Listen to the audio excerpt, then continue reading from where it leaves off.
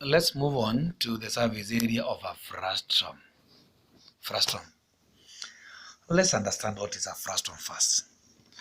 If a cone or a pyramid is cut through a plane parallel to the base, unaikata, the top part forms either a smaller cone or a smaller pyramid, and the bottom part forms what we call a frustum, something like this.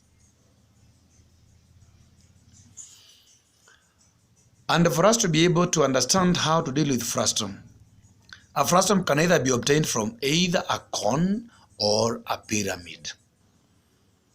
Now, for us to be able to understand the surface area of a frustum, of course, we are borrowing it either from the surface area of a cone or the surface area of a pyramid.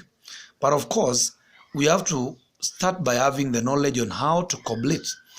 If the frustum is from a cone, definitely at one point we have to complete it for us to be able to calculate the surface area. By doing this, I will calculate the surface area of the bigger cone, of course with the imaginary top, which I'll place there myself or complete it, minus the surface area of the smaller cone from the top.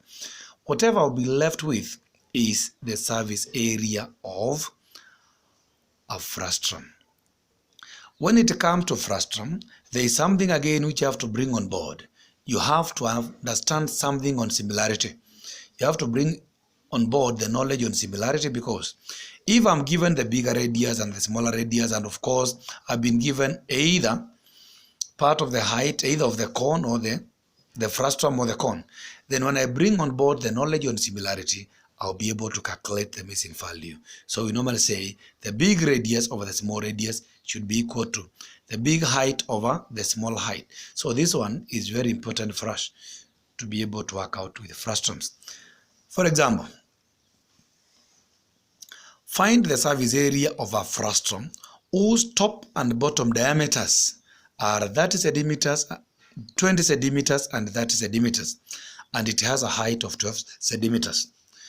Of course, I've drawn my frustum here, which personally I've completed. I'll put the information given.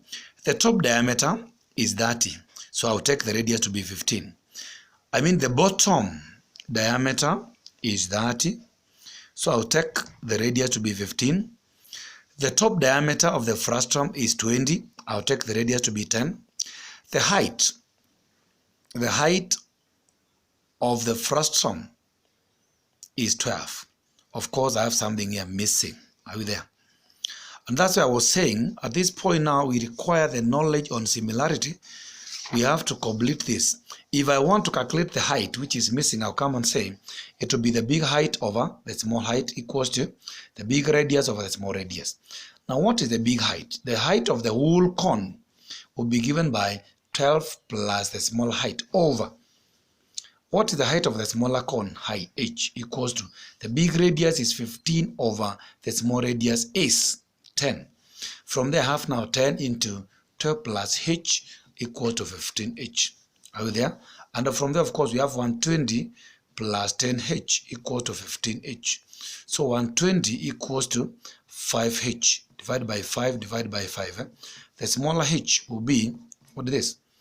By 5, it gives me what?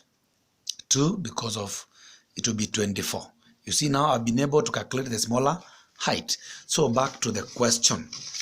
Now, I was doing that so that you don't ask me where am I getting 24 from. So in this case, I'll come back to the surface area will be given by pi RL. This is now the curved surface of the big cone minus the curved surface of the smaller cone. I want you to take note. There is a difference between an open frustum and a closed frustum.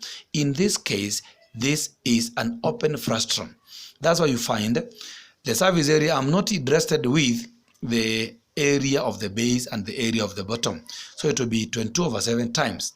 Radius of the bottom is 15 times. Now, this 39, you might wonder, where am I getting that 9 from? With my 12 plus my 60, was it 60 with my 24? Then I have, if I want to get the slant height of the bigger cone, I will use 24 plus 12. That gives me 36 and 15. I have 36 and 15.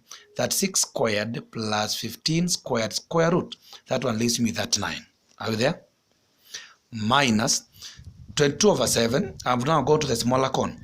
Times the radius is 10 times where is 26 coming from. I have 24 squared plus 10 squared square root. I'll get 26. Because here what I need is the slant heights, not the perpendicular heights. But I have to either marry all of them to get the answer. The first one gives me 118.39.57 minus 817.14. Then I remain with 1021 centimeters squared. That gives me the surface area of a frustrum which is open. Are you there, class? If the frustrum is a solid, then the surface area will be, on top of what I've done, on top of the surface area of the curved part, this part now, which is curved, I will be forced to add the area of the base plus the area of the top to end up with the surface area of a solid cone. So in exam, take note, check whether the frustrum is a solid or an open frustrum. Thank you.